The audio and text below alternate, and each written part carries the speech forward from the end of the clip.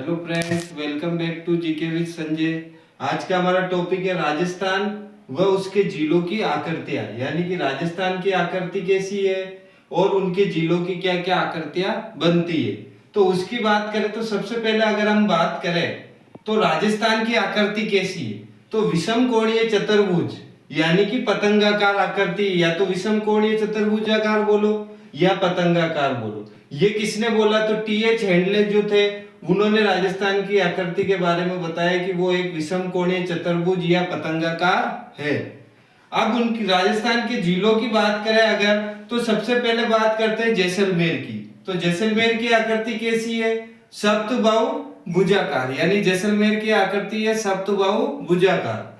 दूसरा है जालोर। तो जालोर की जो आकृति बनती है मैप में, वो व्हेल मछली के समान बनती, यानी जो मछली है व्हेल मछली उसके समान जालोर की आकृति बनती है। तीसरी है सिरोही। तो सिरोही की जो आकृति बनती है वो मेंढक के समान बनती, किसके समान, मेंढक के समान बनती, यानी मैप के अंदर जो सिरोही है वो मेंढक के समान हमें दिखता है। आगे बात करते हैं उदयपुर। तो उदयपुर ऑस्ट्रेलिया के समान दिखता है, यानी जो ऑस्ट्रेलिया का जो मैप है, जो नक्शा है, उसकी तरह हमारा उदयपुर दिखता है आकृति में। आगे बात करें चित्तौड़गढ़। तो चित्तौड़गढ़ इली के समान दिखता है, यानी जो इली होती है उसके समान की आकृति चित्तौड़गढ़ की दिखती है। आगे बात करें भीलवाड़ा। तो भीलवाड़ा की जो आकृति बनती है वो आयताकार बनती है, यानी बिल्कुल आयताकार होती है भीलवाड़ा की आकृति। नेक्स्ट है अजमेर। तो अजमेर की आकृति त्रिभुजाकार बनती है, यानी ट्रायंगल बनती है, त्रिभुजाकार दिखता है अजमेर।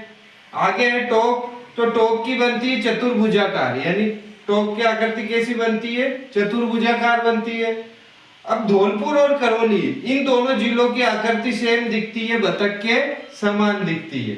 फिर है भरतपुर। तो भरतपुर की आकृति गिलेरी के समान दिखती है, यानी जो गिलेरी है उसकी तरह भरतपुर मैप के अंदर दिखता है।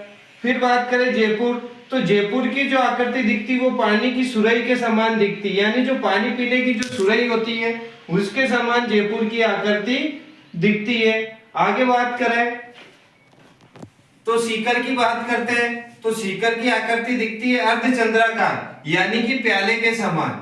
सीकर की आकृति कैसी हो गई, अर्धचंद्राकार बोल दो या प्याले के समान बोल दो।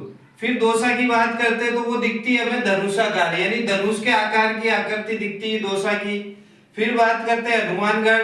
तो हनुमानगढ़ की जो स्थिति दिखती है वो कुर्सी नुमा दिखती है, या हम इसको सोफे नुमा भी बोल सकते हैं, कुर्सी नुमा या सोफे नुमा, जो कि एल आकार का हमें दिखता है, बिल्कुल ऐसे एल आकार की हनुमानगढ़ की आकृति दिखती है। आगे बात करें जोधपुर। तो जोधपुर मयूर के समान दिखता है, मयूर यानी मोर, तो मोर की जो आकृति होती है उसके समान जोधपुर दिखता है।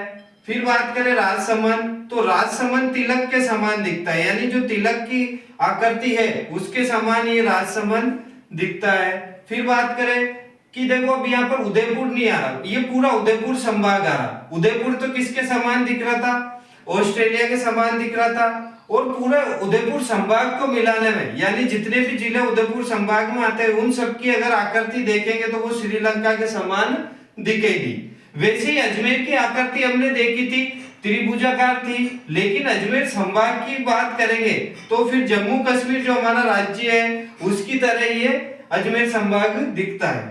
आगे बात करें पाली जिले। तो पाली जिले की जो आकृति है वो उड़ती चिड़िया के समान है, यानी जो उड़ती चिड़िया जैसे दिखती है उसकी आकृति वैसे पाली की आकृति मैप में दिखती है। आगे बात करें श्री गंगानगर। तो वो डमरू के समान आकृति दिखती है, यानी श्री गंगानगर की आकृति डमरू के समान दिखती है। तो ये कुछ हमारे राजस्थान की आकृति और उसके जिलों के आकृति के बारे में आज का टॉपिक था। आज के लिए इतना ही, मिलते हैं नेक्स्ट वीडियो में। Thank you.